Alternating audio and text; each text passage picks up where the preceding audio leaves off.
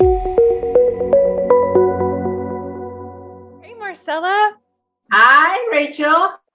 I'm so excited to be back for another week. And I always love these Cycle Breaker Spotlight episodes because hearing from fellow cycle breakers, is just such a blessing. It fills my cup in a lot of ways. Yes. So today we are interviewing Stacey. She's a member of the Parenting with Understanding program. And when she came to the program, her Latino family were not on board, and now there are. So she's going to come here to share with us her story on how her family are now somewhat on board with this parenting style, and I'm very excited to hear from you. But before we go there to talk to Stacey, Rachel has an exciting thing to tell you. Yes, I'm so excited. So I am repeating my free masterclass this Friday at 7 p.m. Eastern. It is the 3 C's to make gentle parenting work without being permissive. A lot of people try their hand at gentle parenting and they slip into permissiveness, or they revert back to punishments and they feel like they're failing and they go to bed every night just feeling terrible about the way that the day went. And so we want to give you the steps to making gentle parenting work. So I hope you will join me for that. There is a link in the description of this podcast episode that you can click on to register. Or you can go to the link in our bios at highimpactclub or the Considered Mama on Instagram, on TikTok as well. Hi, Stacey. Hi. I'm so excited that you're here. Thank you for saying yes to this interview. Thank you for having me. Okay, so what are the ages of your children right now? So my oldest is 3. She'll be 4 in December. And my youngest is almost 2. She'll be 2 in August. Okay, so 3 and 2. Wow, little ones. Mm-hmm. So how was your co-parenting relationship and your relationship with other relatives before you started applying parenting with understanding? So I have a background in early childhood. Mm-hmm. So I already had a lot of patience and understanding of child development. That was just it was just natural to me. So raising my kids, I had a lot of structure for them that was age appropriate. And the thing that I struggled with was me, and how do I not get triggered when they're just, because it's different when they're your own. Yeah. I feel like my oldest she was pretty advanced in her development. Mm-hmm. So there were things that I knew she could do. So when she wouldn't do them, I would get really frustrated. And my comments would be like, well, she knows better, and she was itty bitty. So I had to pause myself and realize that there's got to be a better way. One of the things that changed my mind or made me stop and think was that she was potty trained at age 2, really early. And she was having accident after accident. And I knew we just moved into a new house. So I knew there was changes happening. I understood that. Mm-hmm. But I just got so angry and so frustrated that she was going into the bathroom when she had an accident. She refused to let me in. And she had words. So she would tell me no, you can't come in here. You cannot be sad with me, Mom. You cannot be sad with me. And that it broke my heart because I realized that she was afraid of me. Mm-hmm. And she was so little. And I had moments like that when I was maybe 8 or so. I was afraid of the consequence instead of coming to my family for help. And she was so little and I was doing the same thing to her that was done to me. That was something that really, I needed to find something better. Growing up in a Latino home, what was that like? What were the common disciplinary tools or punishments that you saw from your parents? There's been a lot of healing with that. And growing up, there was a lot of expectations, and it was kind of it affects the whole. And I also come from a divorced childhood. So I kind of had a little bit of both in my life of trauma, I guess. Yeah. So I had a single mom who was just trying just to survive, provide for me. She was a young mom. So there was unfortunately spanking, with my biological dad. There was a lot of threatening stuff going on, and like, you're a kid and I was responsible for these feelings. So there was an expectation of like, you're the oldest, so you should know better. I was a kid, so like, I didn't know better. Like, I would lie a lot. That was one of the biggest things, but I was lying to like not disappoint somebody, and I was definitely the kid that tried to be the teacher's pet because I was like seeking that approval. I think being the oldest, there's a lot of responsibility being the oldest. And then, physical discipline was not unordinary, in our family. And it was, even almost like a joke, like, oh, she's got the chancla out, and it's like, you got to run. And then it turns playful, like when you're older, but essentially you're masking the fact that, it was painful when you were younger. Yeah. Yeah. And how do you think that those higher expectations, and then you were the older one, the one who's supposed to know better and you didn't know better, and the feeling that you needed to mask your own feelings in order to please others, how do you think all that impacted your parenting? When I was pregnant with my second, I didn't want to put that responsibility on my oldest. Mm-hmm. So that was really important to me, that she was her own individual. However, clearly I made mistakes because I expected her to behave a certain way because she had the tools, she had the skills to do so. Yeah. But she was only 2. Right. Mm-hmm. But I will say, because you said that she used her voice, that was something, if you had said to your parents what she said to you, no, mommy, I don't want you to come in here. I don't want you to be sad with me right now. And I feel like if you come in here, you're going to be sad. And like, she felt comfortable enough to use her voice to tell you that, which tells me that there was a different attachment there at the base. Like, you actually gave her a safe space to be able to voice that. So when she did feel fearful of the reaction that she might get from you, it was from a different attachment than what you had with your parents, Yeah, that's fair. I agree with you there. Because also going back to how my parents were growing up, my mother's defense mechanism, so she wouldn't be so upset with us, which she would shut us out. So she would withhold feelings. Yeah. We have a great relationship now, but those were things that even myself, like, I would feel inside, like I wanted to shut out, and that's not fair for them, As far as like how it's affected my parenting now, my husband and I really found that people pleasing was really important to us.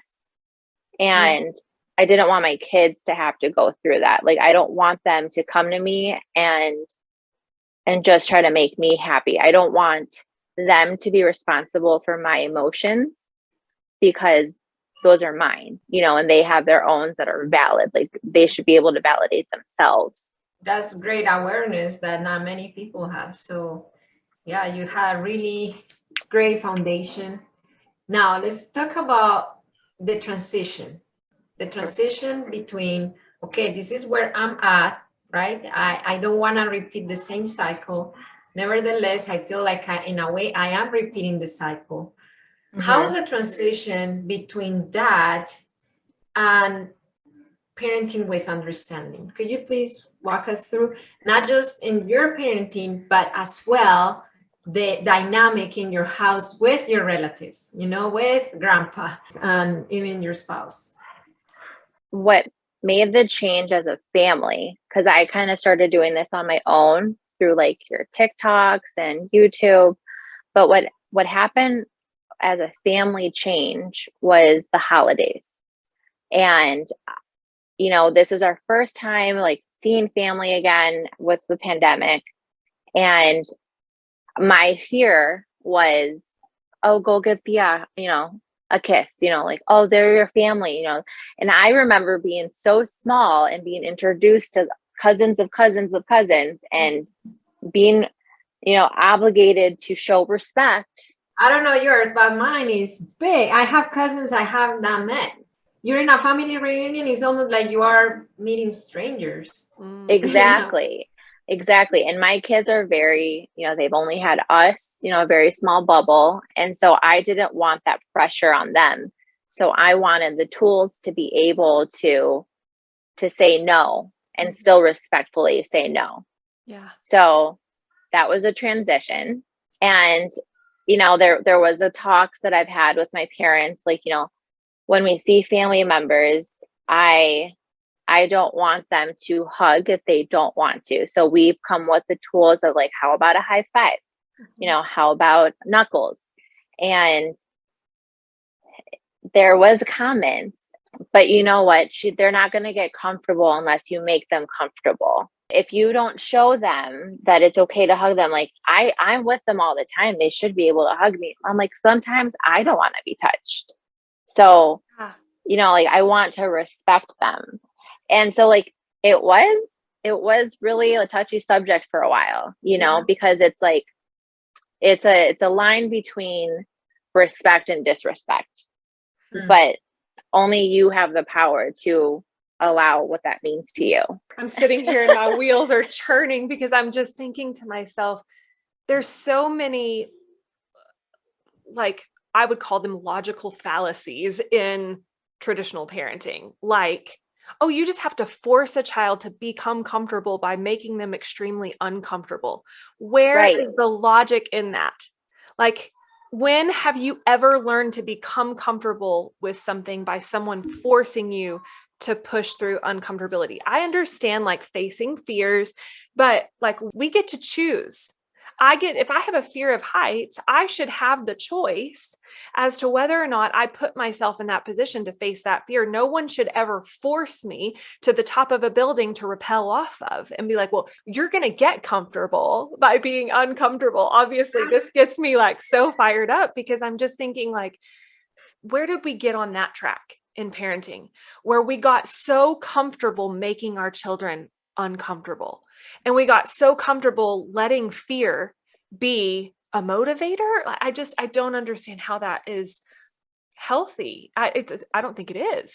Well, I feel like it also goes with like something I grew up with, like somewhere out there, someone has it worse than you, and, there are harder things that you don't have to face right now. In that mindset as a child, you're being told to like, shove your feelings down and just suck it up. And that's basically how I lived my childhood, young adolescence. It's like, all right, like someone out there has it worse than me. And then come my kids had horrible postpartum, and it was just like the reality all kind of set in like, wait, I'm allowed to have these feelings, but now what do I do with them? So yeah, that was tough. And that was part of the change of moving forward. So after the holidays, I've had like a lot of hard conversations with my parents. So I came out to my parents about some trauma that I had growing up, that I kept secret. Because again, like my thought process was, if I tell them, it's going to hurt them more than it hurt me. Like I've already gone through it. I've already been through it. So instead, I kept that to myself. In order to move forward, I needed to explain, this is what I went through, and this is why I don't want my kids to be forced in situations. So that was really helpful. How was their reaction? They were shocked. And I think my dad has become very fluffy and emotional since the granddaughters have been here. So there's been a lot of change on his side, which makes me very happy. My mom has always been really supportive in my motherhood journey and just young adolescence. Once we got over the teenage stage, we're best friends now, but still to say some of those things, it's got to be hard. And I can imagine it's got to be hard to hear as a mom, what your daughter had been through.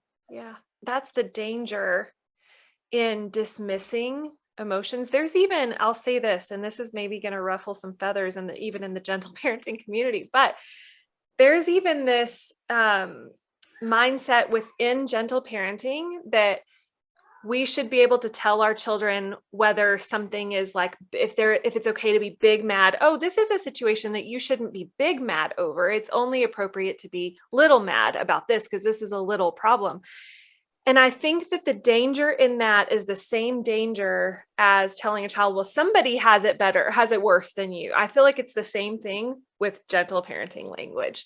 And I think that if a child is going through something and it feels big to them, that we should meet them in that emotion for the moment and say, oh, okay, you're big mad.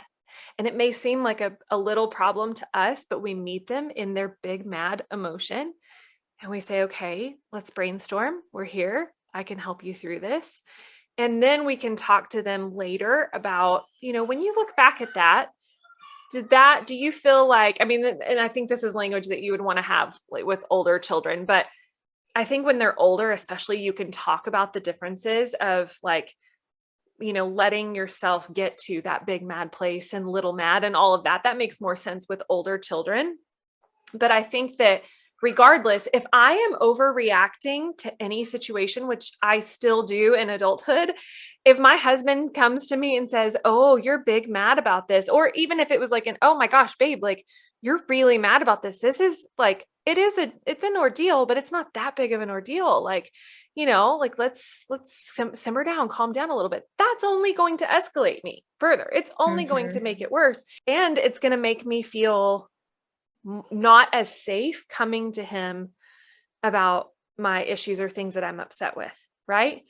So I think there is a fine line in parenting. And I can relate to that so much, just as like my mom is one of my best friends, but we really did not connect until I was out of school. I was in college. She saw me making better decisions than she had. And I think it kind of created this respect in her heart for me. And maybe it's similar for you, where your mom saw you as a mother and thought, oh, wow, she's really a wonderful mom and she gets to do this her way now. But I think that it doesn't negate the fact that at one point in time, you didn't feel safe coming to your parents about those things because of the environment that you had experienced whenever you tried to tell them things in childhood.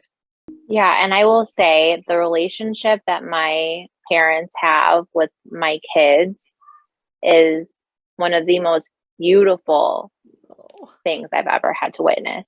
Like it just, the love that they share, like even my girls with them, it's just makes me so happy that they can experience that and that I could witness that because, when they were my parents, they were hustling and they had me and my brother and they were doing the best they can. Like we all do. Yes. And so they broke cycles of their own.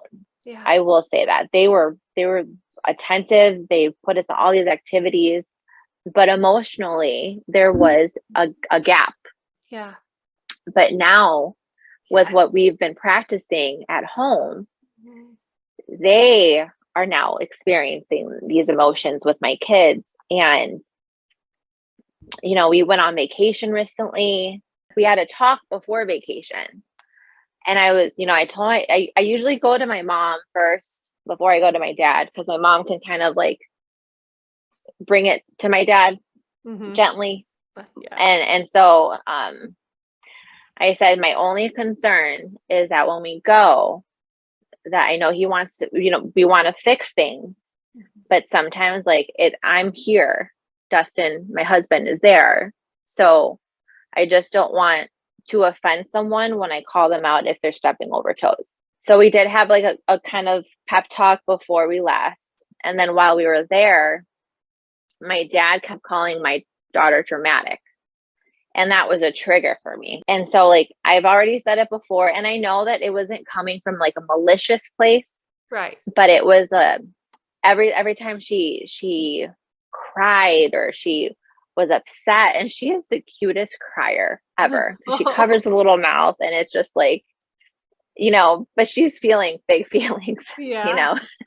I basically, what happened is I said, like, listen, I already asked you nicely not to say it. Oh, Stacey, it's just a word. It's just a word, And I said, it's not though, because I didn't like being called dramatic when I was young, and I don't want my girls to be called dramatic. Yeah. And I said it respectfully. Yeah.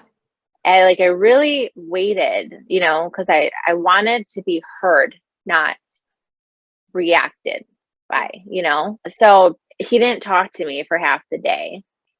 And I offered, again, like we're used to shutting people out when we're upset. So I offered a walk in the middle of the day, and he'd said no.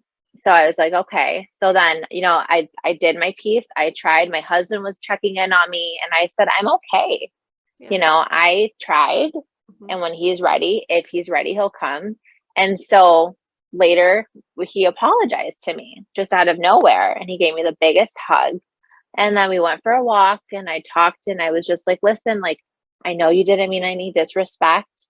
I know that you love them, but when I was called that growing up, I felt like I had to keep my emotions to myself in order not to make someone else feel uncomfortable. Yeah. So again, thinking of the whole picture instead of just myself, and that's what we're trying to break. And he was just like, oh, I need to get out my thesaurus. This is all new to me, but I'm going to learn. I'm going to learn. And it was just, I get emotional about it because it's so great to be in this place. Like, we're safe, How did the Parenting with Understanding program help you with bringing your family on board?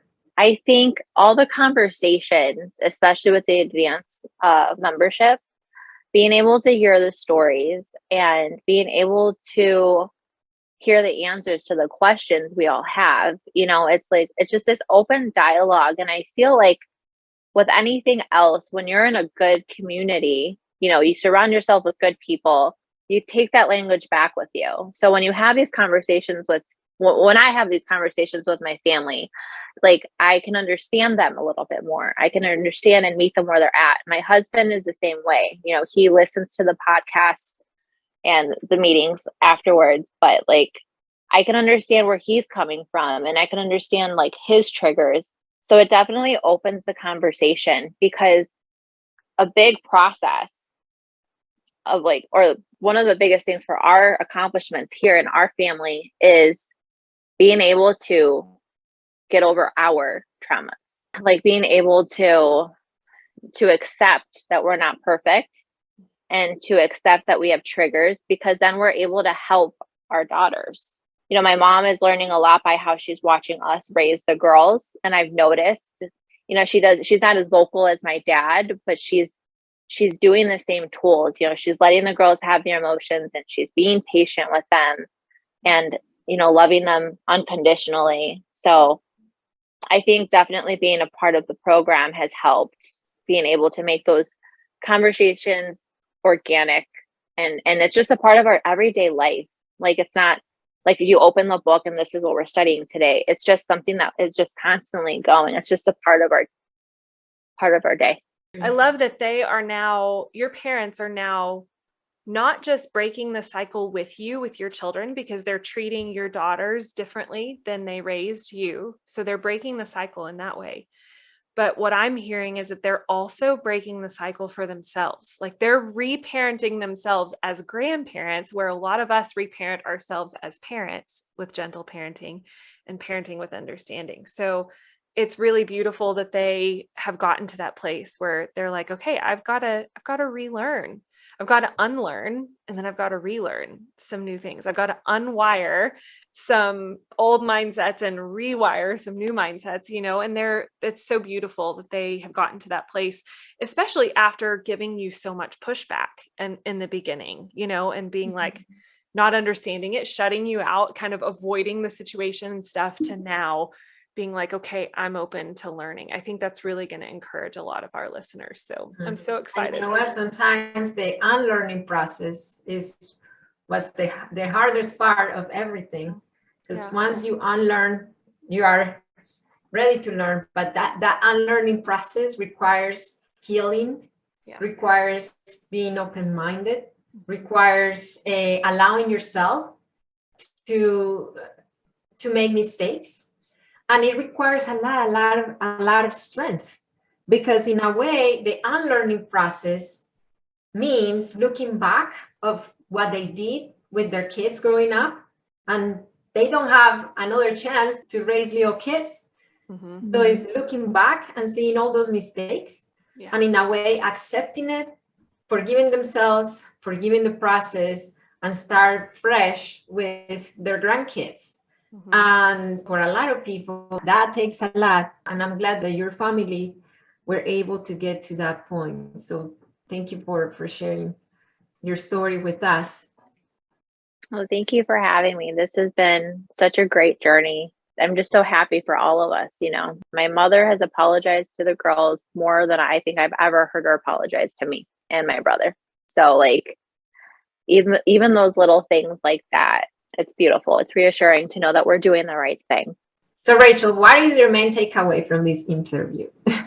Oh my gosh. I think that I am just encouraged that it is absolutely possible to not just be the cycle breaker, but to encourage and even get your parents on board with breaking the cycle alongside you.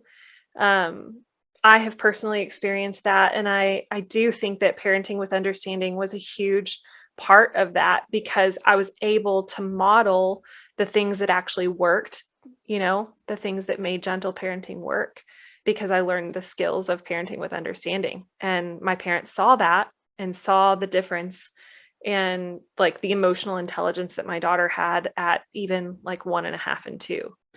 For me, my biggest takeaway is more an aha moment. When I developed the Parenting with Understanding curriculum, I was thinking about parents helping their children. It was a child-centric focus program, and still is. But the aha moment that I have right now with this interview is that it doesn't just help parents with their kids. It helps parents with their own parents. It helps couples. It helps just understanding humans in general. And I feel really proud that God used me to write the Parenting with Understanding program. Yeah, you should feel so proud, because it really is extremely helpful. And yeah, the tools in it are not tools that I have ever seen anywhere else. So I love it. That's beautiful.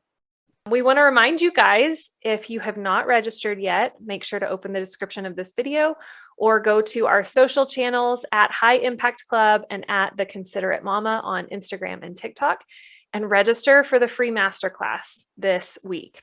Especially if you are thinking to yourself, okay, but what if my parents are not open to getting on board? Can I still make this work if my parents are never on board? Or what if my spouse is never on board? We're going to be talking about that in the masterclass this Friday. So be sure to register for that.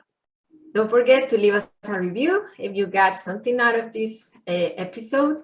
And if you are a HIC member, meaning that if you have any of HIC's products, I encourage you to join our private Facebook group. You can find us on Facebook, HIC Cycle Breakers, or you can open the description of this podcast episode and you can request to join. Okay? Remember that it only takes understanding to transform your parenting. All right. We'll see you next week. Bye. Bye. Everybody.